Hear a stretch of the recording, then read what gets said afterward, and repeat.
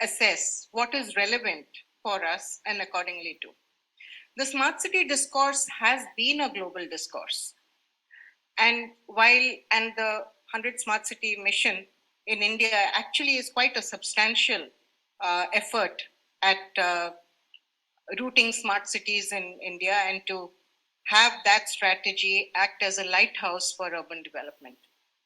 The interesting thing is the global discourse on smart cities in the development world, in the developed world, how does it actually take root and play out in our context with all the attendant issues that we know of our cities? There is a caveat here.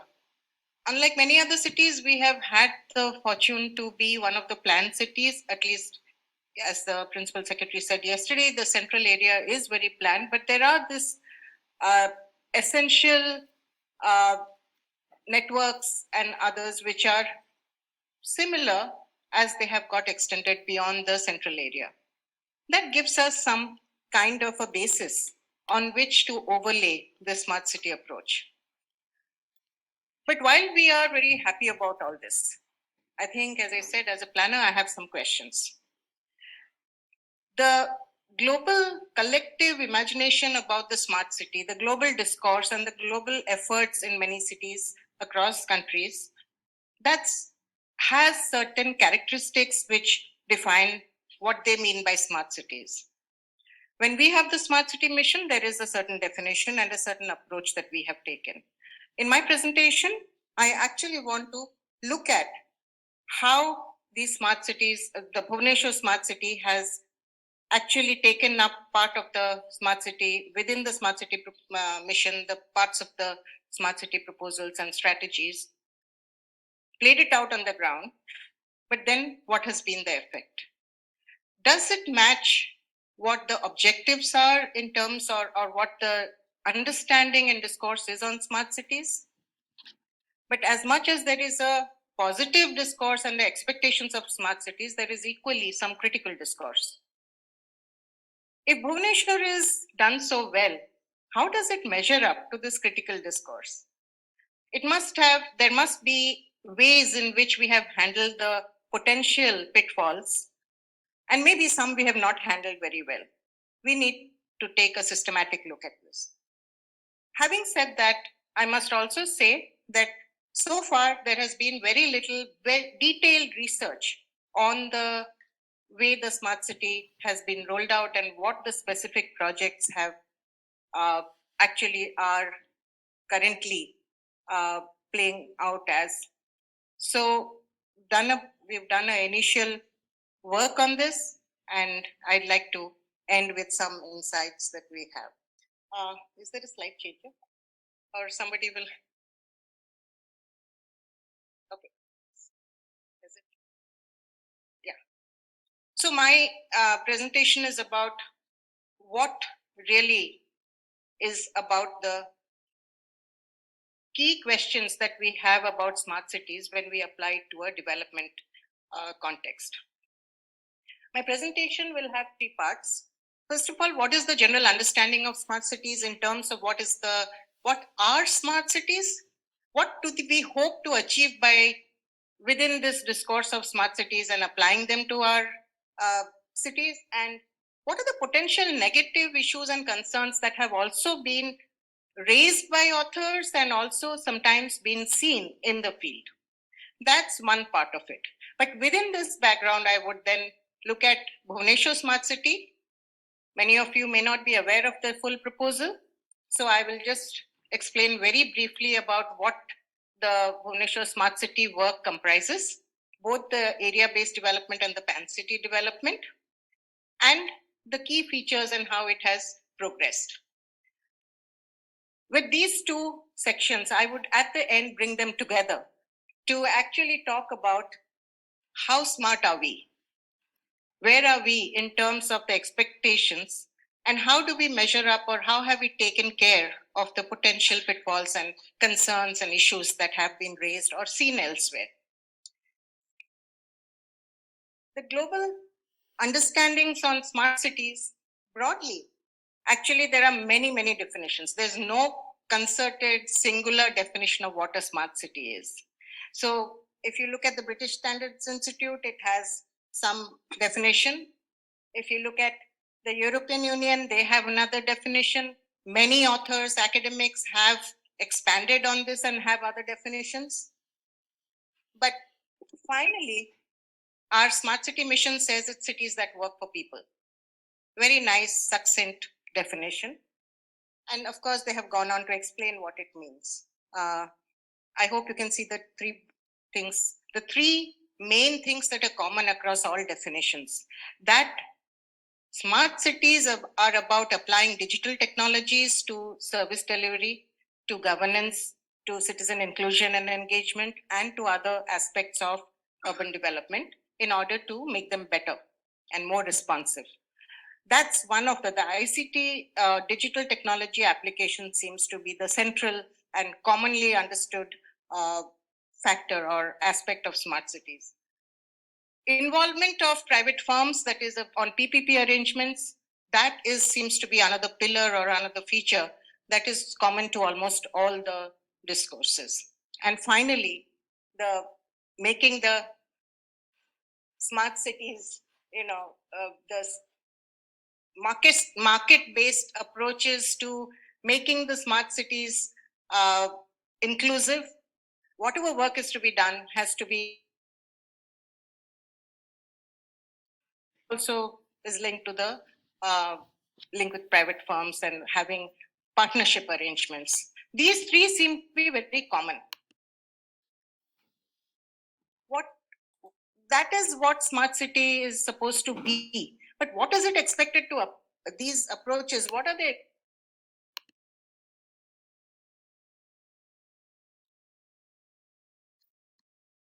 The smart city mission of Government of India says that cities for people that work for people.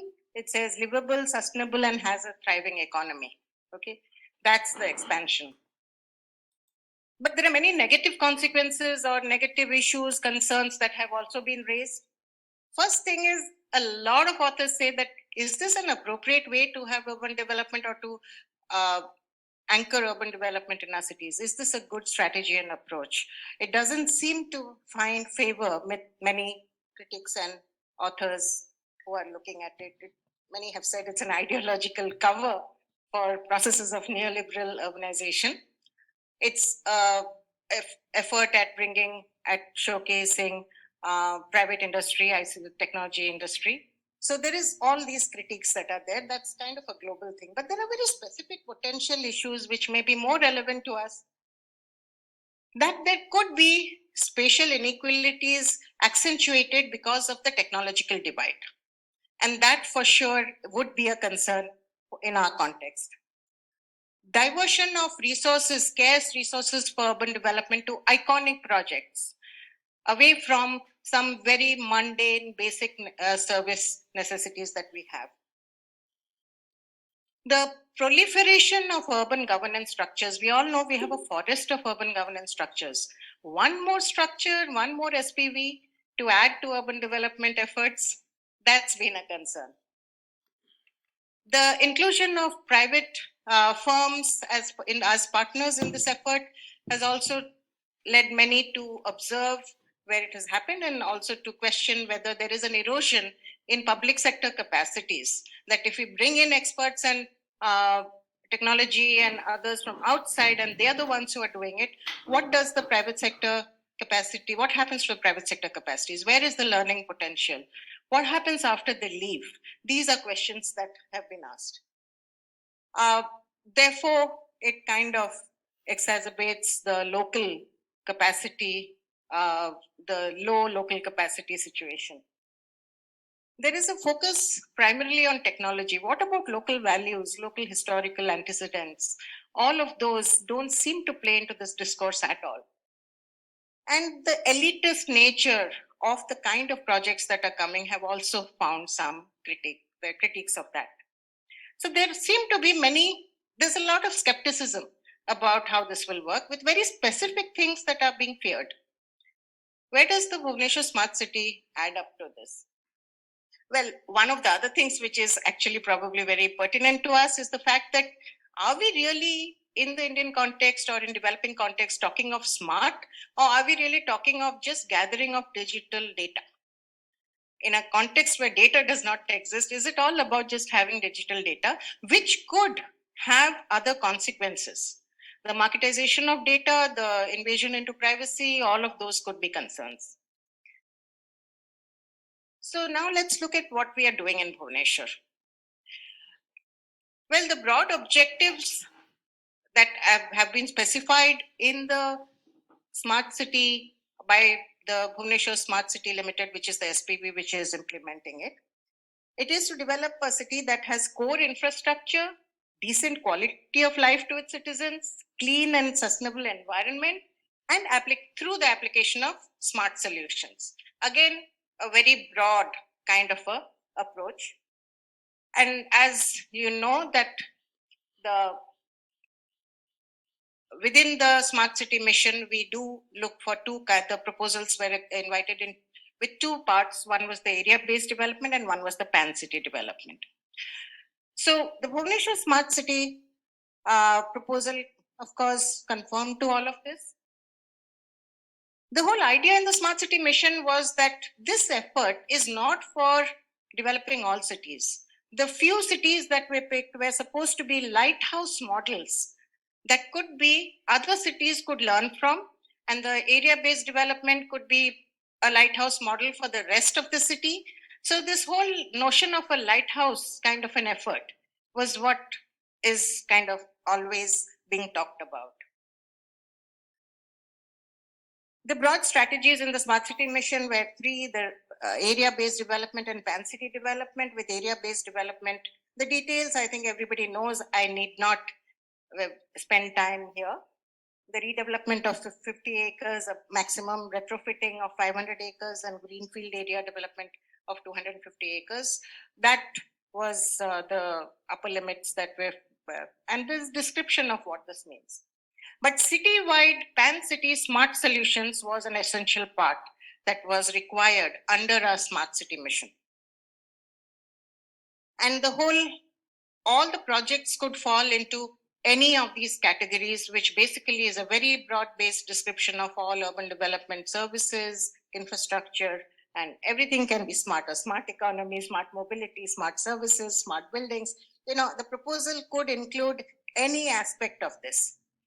So when we look at what the smart city mission in India is actually aiming at, the overall goals don't read very differently or don't appear to read very differently from what is the global discourse. And next, it is the way the proposals are invited and what cities are enabled to do or enabled to propose is also very specifically laid out. The resources for that, the central government gives 480 crores and there has to be a matching grant from the state government. But what was envisaged is that this is seed money and private sector investments should be forthcoming so that the resources can expand and more work can take place. This was the entire idea. If you look at the specific objectives that Bhuvneshwar Smart City has set out for itself, well, it wants to promote the Smart City SPV has as an objective to promote Bhuvneshwar as a livable city, which means better quality of life and clean and sustainable environment. That this should be done by entering into contracts with private sector. That is kind of listed as an objective, though I keep wondering, is that an objective or just a strategy to achieve that? Can you have an objective that I will partner, then what? Okay. You also have other that specific things like mixed use development, smart mobility in terms of having walkability, improving walkability and cycling, as Professor Mishra was saying. There is also making governance cost efficient or effective and cost effective and citizen friendly. There is giving identity to Bhuvneshwar. There is the whole range of smart applications to infrastructure and services. So there is a whole list of objectives that has been set out. Well, the proposal that was developed, now this is the interesting part of Bhuvneshwar effort at developing the Bhuvneshwar Smart City work, that the proposal itself was developed in a very participatory, though I would call it more consultative manner, but nevertheless very new to the way we have our governance structures. It was, if you look at all the things that were done, you can see that extensively digital technology was used to get a lot of feedback, a lot of ideas were invited from those who were technology enabled. But those who were not, those who were in technology shadow areas, who were not able to plug into the internet and actually respond to the questions that were set out on by the Bhuvneshwar BUKC, the Bhuvneshwar Development Authority on its website. So all of those communities, many of them were reached out in person, and community consultations also happened, particularly in the area that was being proposed as the area for area-based development. So the proposal itself was very participatorily developed, which is something to note. The proposals that came out for the area-based development, there were a lot of things. There was the development of a social equity center for and relocation of a slum, which was in the area-based development area in that geography. There's an integrated public service center. There is integrated infrastructure improvement. The BMC headquarters, the Bhuvneshwar Municipal Corporation headquarters, they wanted to build a new one and move into that. There was a street vendors improvement project. There was a smart Janpat project. There were smart parks, an affordable housing project, like I said, for the residents of the slums that were along the main road of Janpat and in the area-based development area. 2 multi-level car parking was proposed, and similar small projects to support this was also included. This was proposed in 950 acres, which was the area-based development, from along the major artery and the oldest artery of Bhuvneshwar. This is how it is. This is the actual proposal that was sent, not very visible now. There's a railway station multimodal hub. There is the institutional core. There is a lake restoration project because there is a wetlands area in this area, the geography of the area-based development.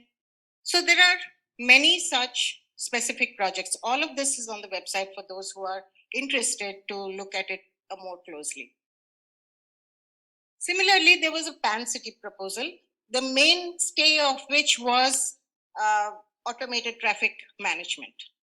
And the digital applications for traffic management was the main pan-city proposal. The transit operations between for multimodal hubs, that was one. Parking management use across the city was another one. Emergency response, that is the ambulance system and other things, that was another one proposed for across the city. The common payment card for payment of all service fees and charges, that the citizens could pay all kinds of charges, water charges, property taxes, other things through a common card. And the integrated command and control center through which all of this was coordinated. So these were things that were across the city. Well, as we all have been saying repeatedly, this proposal not only won a lot of acclaim, but thereafter, as they have rolled out various parts of this, various projects in this proposal, Bhuvneshwar has got over 20 awards that I know of and I could unearth. I'm sure there are a couple more that have come in the last 2 years. But there is a whole list of awards that Bhuvneshwar Smart City has got, both from the Government of India, from the Canadian Institute of Planners, from the American Institute of Planners, from it's global, it's international. So it's not just among the smart cities, it's not just competing at the Government of India Smart City Mission level. It's also recently got something in the India Focus Summit, which is the best admired smart city. Okay, so it's very admirable, no doubt. But the smartness of Bhuvneshwar Smart City, where does it measure up to our concerns and issues? How much does it give yield in terms of the expectations, and where does it measure up to the critics pointing out the issues? So, what are the positive yields? Well, of the broad objectives, just to bring back, what were the broad objectives of this whole discourse on smart city? Livability, citizen participation, smart applications, inclusion of different segments who were being left out of governance and services, which have been achieved. There is also critiques about in exclusion of technology shadow groups, overlapping governance roles among the forest of ULBs that we have, and we are adding more, the erosion of existing governance capacities, the diversion of resources to iconic projects, all the ones that I had listed before. We can examine our smart city that work against these. Well, to give it in a nutshell, these are some of the things that do measure up well, and there are some which don't. Well, the participatory or consultative process is actually was widespread at the proposal stage. It has been going on for specific projects. How well or how it has got eroded or diluted, there is no specific documentation as yet of that. But nevertheless, some element of participation and consultation with the groups affected in the area development plan is ongoing as the projects are developed. The use of smart applications, excuse me, the use of smart applications has been quite extensive, not just in the Pan City proposal, but for many other small things that I had listed before. The most laudable thing has been the inclusion of very inclusive projects for the low income segments, for vendors and for other groups that were typically being left out, like for example children and seniors, so child friendly parks and senior friendly parks, for example. So the vending zones across the city, again, that was something that was already happening in Bhuvneshwar, has been a model for the rest of the country, but that was extended across all wards. But it did add to the forest of ULBs, of course, when you have one more SPV to all the other ULBs that were already working towards different things. But the saving grace is that they all now work in coordination. In the area-based development and for Pan City development, BSCL has been actually coordinating with all of them. And while coordination is not always smooth or timely, as we all know, government functions in its own pace, but the interesting thing is that this whole approach of smart development, smart service delivery, application of digital technologies seem to have at least rubbed off on many. I won't say rubbed off, but I'm just saying that because it is all coordinated. And has all the other ULBs are now doing things which are digitally technology enabled. So to that extent, perhaps the smart city has been a lighthouse for the application of digital technologies for other services. The capacity of the other ULBs also don't seem to have weakened. Again, I will say there is no systematic research on this, but from the anecdotal evidence that we have and the little work that we do with these bodies, we don't see the capacities any weaker than before, perhaps a little stronger than before, particularly in learning to work with partners, because they did not work with partners before, but the partnership arrangements now are slowly smoothening out, and these bodies, including the municipal corporation and others, are learning to work with partners. So the coordinated implementation seems to have had a lighthouse effect, not only with the municipal corporation, but with other ULBs. There is an involvement of private firms, and therefore this whole marketization approach has been, of course, entrenched now. But uh, it is not just commercial firms. We have had a whole host of NGOs and philanthropic organizations who have also been partners. So it is not all about commerce, though they have also been partnering in many of these projects. The rubbing off or the learning that has happened for other ULBs has actually yielded equal approbation or equal appreciation of their work in terms of awards for other ULBs' work.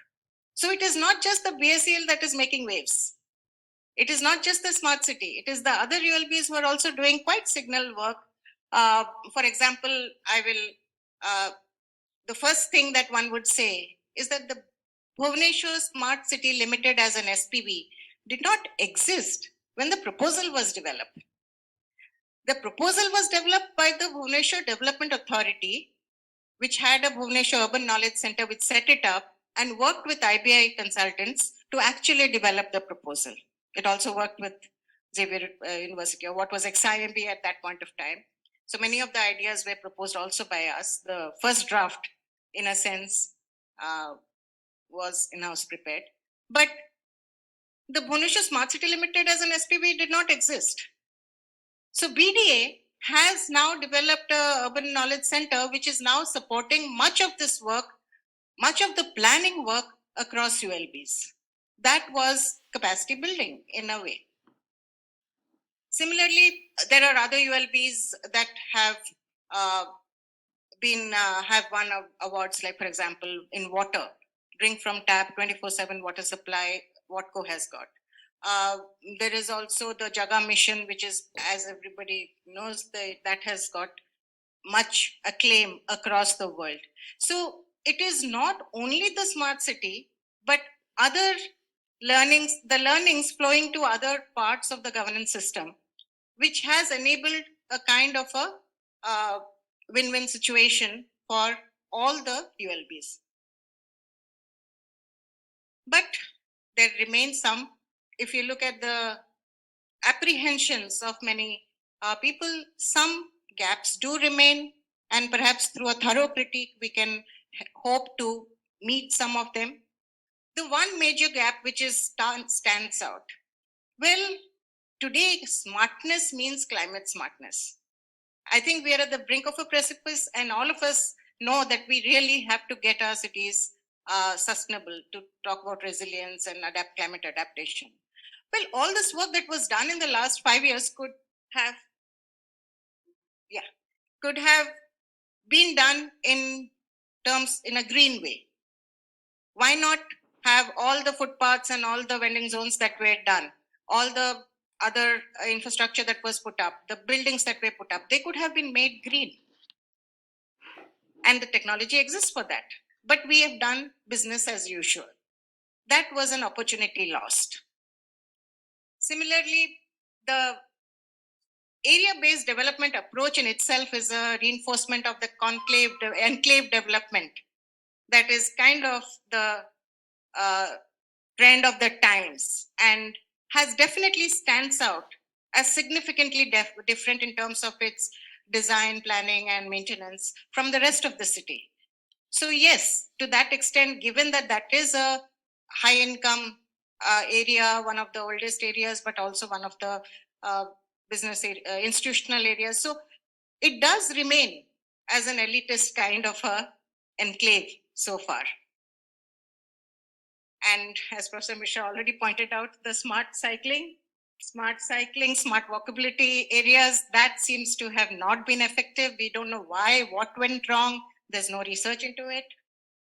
And the erosion of governance capacities with the involvement of external actors. Probably there is no learning happening, no development inside of new ways of governing and new ways of planning, because everything is done by partners who finish it as a project and then leave. that has been also a major issue. There are some others, but I think I've run out of time, so I'll finish here. Thank you.